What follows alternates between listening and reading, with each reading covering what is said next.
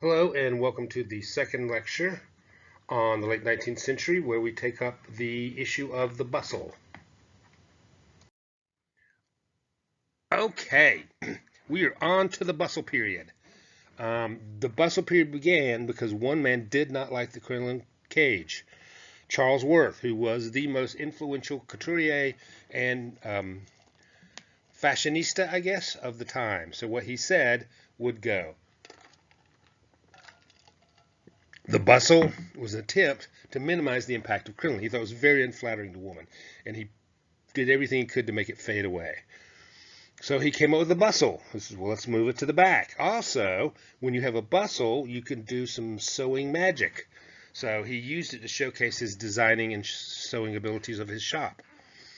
So we go back to the original overskirt underskirt style motif. The bustle allowed the edges of the overskirt to be pulled back and showcase the elaborate decoration of the petticoat underneath, as we see in this example. So this is a Worth creation of the period.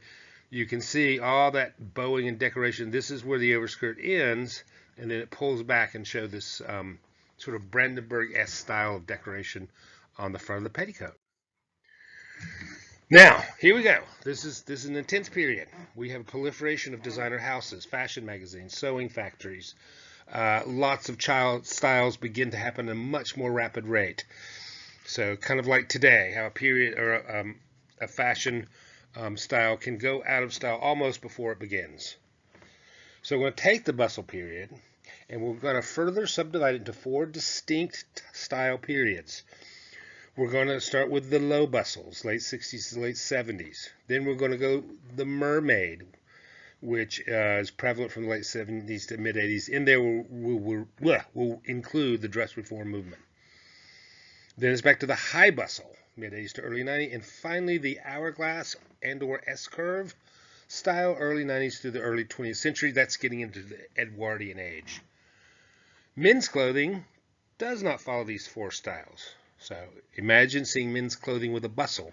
Wouldn't that be something to see? We will treat them as a separate, short group. Let's start with the low bustle. Here is the basic underpinnings of the low bustle. We have a sheer muslin chemise with a petticoat with an overbust corset on top. On the bottom, we see a variation of a chemise with bloomers attached. This is called a combination, because it's combination chemise and bloomers. Over this collection of undergarments is the most important, the bustle or tournure. Now, bustles are made in two different ways. One, you see at top, is they are layers of crinoline. You can see just build up, boop, boop, boop, and then tied around the waist. The other was to create a small kind of blocky crinoline cage, sometimes with flounce, and then strapped around the waist. That's what you see here in the middle.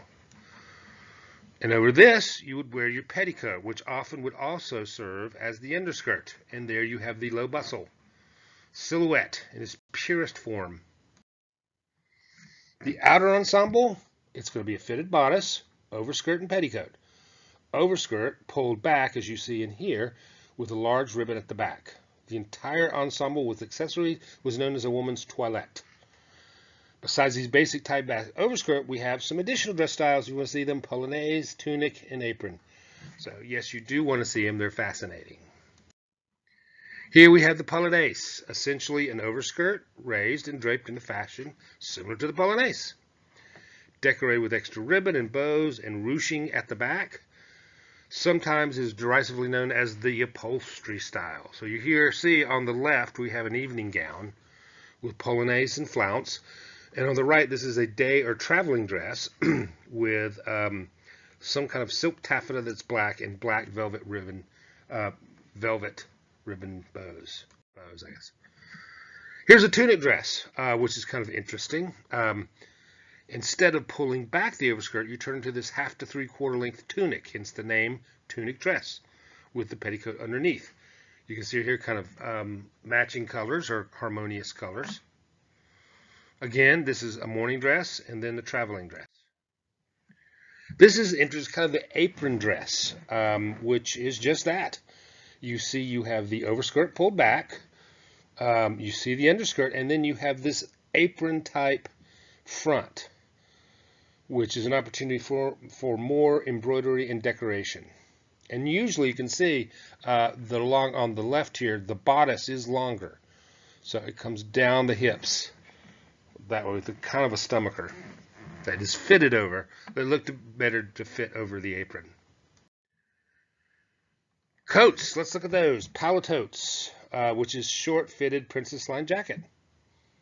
Very ubiquitous. You can see it double-breasted on the left and a longer traveling paletote on the right. And then the dolman. You remember dolman sleeves, those wide sleeves? Here it is an outer garment. Fur-lined and a sporting jacket. Now, not only do we have 4 styles, we also have different types of toilette for different occasions during the day. If you are a woman of fashion with means, you are often compelled to wear up to 7 outfits a day. So let's look at the division as it follows. We have day gowns. We have morning, afternoon, tea, and dinner. So most of these are in the morning or late afternoon at tea time, which is 2 or 4 o'clock. And then, of course, a nice dinner. In the afternoon, you are usually traveling. So you have traveling gowns, visiting, walking, promenade. And, of course, in the evening, you have dinner party, evening theater, and opera. So you can see the type of gown, what determines it? The bodice type, the length of the train on the overskirt, and also the material and color combination of the toilette. And by body style, we usually mean the décolletage and armscye. Where is the neckline on these things? Here are a couple of nice day gowns. You can see the bodices are high-necked, the sleeves are long and fitted. Morning gowns were usually the plainest, as you can see on the left here, made of fail and not as much embroidery. Tended to be monochromatic. Now, afternoons, that's when you had to get out and talk to people, so that's a little more decorated. Here's we see one with 2-color combination, which you saw at the beginning of this section, usually fail or silk. Usually, not always, you have a train. You see on the one on the left has a small train. A treilleur or train is fine too.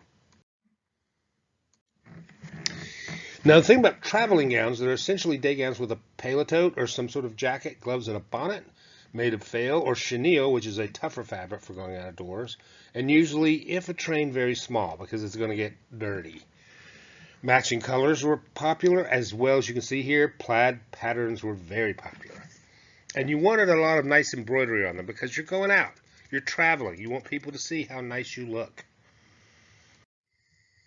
This is interesting. This is the promenade dress. It is a vacation dress designed for walking along the promenade of seaside resorts, which is becoming very fashionable, particularly during this period. So they were like day dresses, but they were designed to be seen by the public. So your finest material, your finest decoration, a parasol that goes along with it. You can see there on the left how well made up those women are for promenading. On the right, a orange and red silk taffeta or maybe a fail dress. Very chic, mostly for promenading, for seaside vacationing. And the finest silk and taffeta were, well as the most decoration, reserved for the all-important and very expensive evening gowns. You can see the big difference is the bodice is still fitted, but it is low décolletage and short sleeves, and no train at all in this period. You do not wear bonnets and paletotes for formal evening wear, thank you very much. You may have a short paletote jacket when you come in, but you take that off. And gloves are handy too. So you can see all the decoration that is reserved, a lot of it, but tastefully and refined. Here's an interesting type of dress that gained in popularity at the time, and it was again because of Queen Victoria. This is the mourning dress, a black toilette that was worn in public for a year after the death of a husband or close relative. It started when Queen Victoria wore black in public following the death of her beloved Prince Albert in 1861. You can see there that black taffeta, which we'll talk about in a minute there. And then it became fashionable in Europe and across the pond in America. It usually just followed the fashions of the day. It was sort of a day dress because you would not go out in mourning at night for a year. It was made of crepe, a dull-looking silk gauze. It's crimped and dyed black. You have this soft bonnet, usually with a train, called a widow's cap, which you'd wear as well. The widow's cap could be either black or white. I think it depends on who had died in your household, whether it's a spouse or relative. Let's move on to the mermaid, shall we? After about 10 years, the bustle's kind of like, yeah, well, you know, big booty, that's nice, but what else you got, Charles? Okay, so we start to come up with the mermaid. Now, the mermaid starts with a change in the bodice. So bear with me here as we go a little bit through this evolution. The cuirass bodice was a corset-like bodice, very low, dipped very low in front and back. You can see here this sort of straight jacket all the way down. This is corset under here, about right here, and then this whole kind of stiff bodice. So we have a narrow silhouette. Now, because it went so far down, you can't get a bodice back here, or you can't get a bustle back here. This is all bodice, so there's nothing going on under there. So what they do is a simple pad is replaced. So it's a very low. You can see a little bit of lift there, and that's from that pad, bustle pad, I guess we could call it. So we start to see this. Here's a variation of the cuirass bodice, the princess bodice. There, which is again very fitted and gored. Now, the consequences of this is that they tend to push the overskirt back further and have a well-fitted underskirt or petticoat, as you can see here, almost like a hobble dress, which will come in the beginning of the 20th century. So what happens? The train of the overskirt becomes longer to accommodate decoration and showing off, and it becomes kind of an artfully draped, sweeping train behind the wearer. So the silhouette became to be known as the mermaid style, because the feet are hidden and you have this long tail going out. This is very popular about 5 to 10 years ago on the red carpet of mermaid. You know, if you go back, you'll see lots of mermaid style dresses on the red carpet. You do some more now, but it's loosening up a little bit. So here we see the mermaid styles that applies to different times of the day. The afternoon gown, the promenade gown, and the ball gown. You can see all following the mermaid style. Now in the late 1870s, around 1879, there was a reaction against this artificiality of women's fashion. This would become known as the dress reform movement. It was part of a larger movement called the aesthetic movement. It's where we got the term art for art's sake. Proponents of the aesthetic movement, of course, were Oscar Wilde and J.M. Barrie. The movement decried the use of corsets and elaborate garments, that this is not natural and this is unhealthy. These are not real women. So what we need is a simpler garment that is flattering but comfortable. And they looked to the Middle Ages as an example. And they came up with the Liberty dress. The Liberty dress was a looser, uncorseted dress based on our old friend, the medieval bliout. It was called a Liberty dress, not because you were free. It makes sense. Oh, liberty from the corset, yay. No, it was called that because it was made from Liberty silk. A very fine, very popular soft silk, usually with oriental designs. And not called Liberty silk or Liberty fabric, because also it has something to do with democracy or whatever. It's because the person who made it was named Arthur Liberty. He was an advocate of the aesthetics movement. He had a good eye for making silks, wallpapers, and so forth. So these beautiful silks, and you would make Liberty dresses out of them. So Liberty person, not Liberty equal freedom. So what do mainstream fashion do when they get something that's comfortable and easy to wear? They adapt it to make it uncomfortable, but more fashionable. So they took the Liberty dress and they transformed it into a very characteristic gown of this time, the tea gown. This was meant to be worn at home during the afternoon tea. Well, after the day's travels and visiting and morning writing letters, a time to relax and be comfortable. And you can see this flowing princess line overskirt and bodice. But you can see a much more comfortable look. Oh, you still have to wear a corset. Let's not go crazy here. You could just loosen it up a little bit because the gown is not as fitting. So that's the tea gown.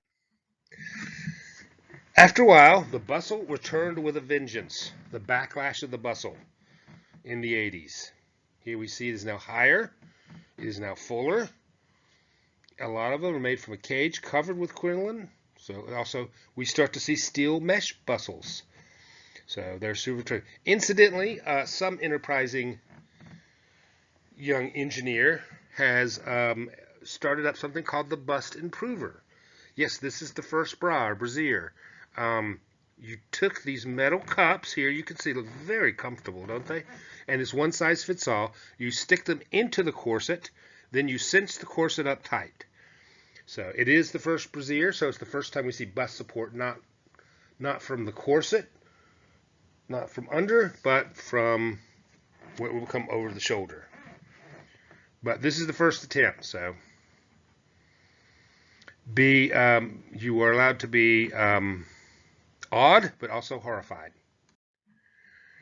Okay, so what was did, it means even more elaborate decoration and ruching, which became an art of itself. You can see here a dinner party gown with a high bustle, a morning gown with a high bustle, and a ball gown with an enormous train and a high bustle. Must have been absolutely beautiful, but such a pain in the ass to wear. Here's some new developments. The bodice on some ball gowns, the bodice was open. The corset itself was seen. Here we see a corset covered in silk or fail, embroidered. Also, we see a slight puffing of the sleeves at the arm's eye, particularly on day dresses. This will become very important later on. Here we see a traveling costume, a matching plaid mantle, which is worn in unfavoring weather, and a very strange silhouette layer, like she's the front half of excuse me, a two-man centaur costume. Again, we see all the pertinent dresses for time of day, just in the high bustle fashion: promenade, walking, and velvet evening. That ends part 2 of our lecture on the late 19th century. In part 3, we'll continue looking at bustles for women and men's clothing. Thank you.